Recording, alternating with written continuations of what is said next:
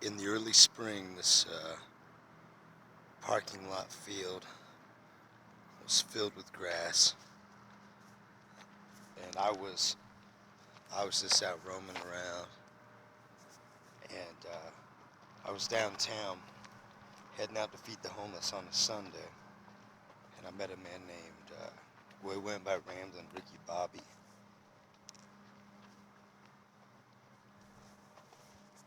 He had come from somewhere in the Pacific Northwest and had worked at a car lot that his father owned, and talked about how something happened one night.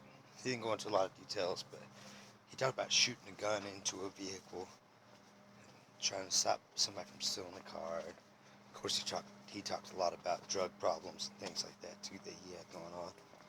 But he ended up serving a bunch of time in prison. He never told me the charge. He was vague, you know. I met him outside of a 7-Eleven on 400 South in Salt Lake. I was carrying a 5-gallon bucket of soup and a borrowed Yamaha guitar from the Boys and Girls Club. And Ramblin' Ricky Bobby, he said, "Oh, you play guitar?" I'd only been playing guitar for like 3 days. And Ricky Bobby had a guitar, a djembe, drum, a suitcase he was dragging around. His pants were like halfway down to his knees. He didn't wear underwear, and he would take his shirt off when he got excited. He was he was one of the most articulate storytellers I had ever heard. I mean, he had really been everywhere. He talked about the world's largest trailer park outside of Reno. He talked about Hawaii, Miami, Atlanta. He had detailed stories for all these places. And I really believed him, and I still do believe him. I really believe he went all these places. It was impeccable memory that he had, and he told a really cool story about most people try to sneak out of Mexico, but I snuck in, and just all the shit that happened. He was a wild one, man. But he was also a super talented guitar player. He could play just about anything. AC/DC, all that old rock stuff, and a bunch of country. He was good. So he came down with me to the park, and we shared food with homeless people, and played guitars and talked. Me and a bunch of other friends. We were all there. And everyone's like, "Holy shit, this he's a maniac." Everybody was intrigued by him, though. He was cool. He and I ended up doing some busking, some street performing, and we made like $30 in about 30 minutes. And I had a job, and I still had a job. I was doing all right, so I hooked him up with the money. He's like, "Man, you and I are pretty good, man. Let's," because I was playing harmonica and he was playing guitar. We did some blues, and he's like, "Let's get a gig." And I happened to be at least somewhat recognized in Salt Lake, so I was able to get us a gig at Bar Deluxe over on 666 South State Street. And we went and played the next day. It was real cool. But he had not been drinking, and he generally had like I don't know all the different sizes of liquor bottles, but he was drinking a fifth of whiskey a day, and he hadn't been drinking, so he was kind of at a rough emotional point because he was coming off of serious addiction.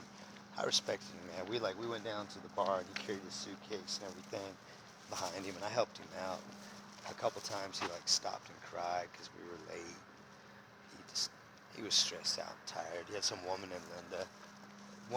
named Linda who he had always called that he loved, who lived in Reno, that had a king size bed and TV. He would tell me about making money singing Chinese Elvis songs, some shit. San Francisco, $100 a day he claimed. Anyway, we went down to this Bar Deluxe and we played, and it was good, man. My friend Ben Trentleman stood in on drums. Everything it was cool. And at the end of the night, I had to ride back up to Ben's place where I was kind of posted up on the couch at the time after getting really screwed over by a snake of a woman. uh, so I had to ride back, and Ricky Bobby goes, "What about me, man? Where the hell am I gonna go?" I ain't got nowhere to go, and I ain't even get no damn money. None of us did. It was just one of those nights where we were lucky enough to have a gig. And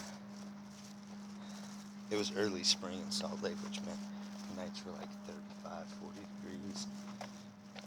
So I was like, all right, fine, man, I'll go with you. I don't feel right having a place if you don't have a place. So we went to that parking lot, the one I showed you on the video. We crashed out. I sobered up.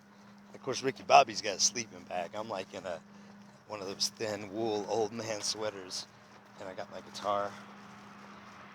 I woke up freezing cold about 4 in the morning. I was like, what the fuck am I doing out here? This dude could wake up, stab me any minute with his withdrawals and the shit he's going through. So I got up and walked away. A couple days later, Ricky Bobby left Salt Lake and hitchhiked back out to Reno, where he'd been staying at. And I did not hear from him for a number of months. And then he called me again a couple weeks ago.